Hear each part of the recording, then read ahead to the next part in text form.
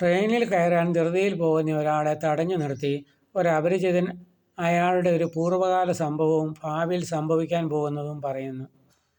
ഞാൻ ദൈവവിശ്വാസിയല്ലെന്ന് കൂട്ടിച്ചേർക്കുകയും ചെയ്യുന്നു. പറഞ്ഞവ യാഥാർത്ഥ്യങ്ങളായാൽ ഈശ്വരവിശ്വാസികൾ അത് പിശാചിൽ നിന്നാണ് എന്നായിരിക്കും പറയുക.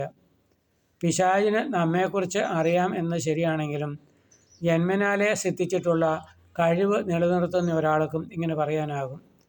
അതിനാൽ ഈശ്വരവിശ്വാസമില്ല എന്ന ഒറ്റ കാരണം കൊണ്ട് മാത്രം അത് പിശാചിൽ നിന്നും ആകണമെന്നില്ല.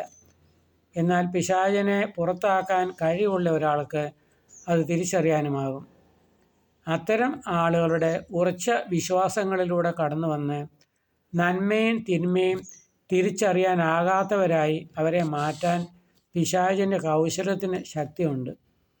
നാം ഏറ്റവും വിലപ്പെട്ടതായി കരുതുകയും വിശ്വസിക്കുകയും ഒക്കെ ചെയ്യുന്ന വ്യക്തികൾ, വിശ്വാസങ്ങൾ, പ്രസ്ഥാനങ്ങൾ മുതലായവയിൽ പൂവായിരിക്കുമ്പോൾ തന്നെ ഇവൻ മുട്ടയിട്ട് വയ്ക്കാറാണ് പതിവ്.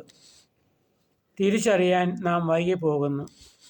നമ്മുടെ കണ്ണുകൾക്ക് ഗോചരമല്ലാത്തതാകയാൽ ഇതിനെ പ്രതിരോധിക്കുവാൻ നന്മയുടെ ശക്തിയുമായി നാം കൂട്ടുചേരേണ്ടതുണ്ട്. ഏറ്റവും വിലപ്പെട്ടതായി നാം കരുതുന്നതെല്ലാം ആ കല്ലിൽ ഉരച്ചു നോക്കിക്കൊണ്ടിരിക്കണം. അങ്ങനെ ഉരയ്ക്കുമ്പോൾ ഉണ്ടാകുന്ന നഷ്ടം അഥവാ പാവങ്ങൾക്ക് നൽകുന്ന സഹായം പിശാചിൻ്റെ കണ്ണിൽ പൊടിയാകുകയും നമുക്ക് വിലപ്പെട്ടത് നഷ്ടപ്പെടാതെ ഇരിക്കാൻ ഉപകരിക്കുകയും ചെയ്യുന്നു. പരിശുദ്ധമായ ജലത്തിലാണ് ഭൂമി പിറന്നത്. ജലവിധാനത്തിൽ രൂപപ്പെട്ട ശക്തിയാണ് ജീവനായി അങ്കുരിച്ചത്.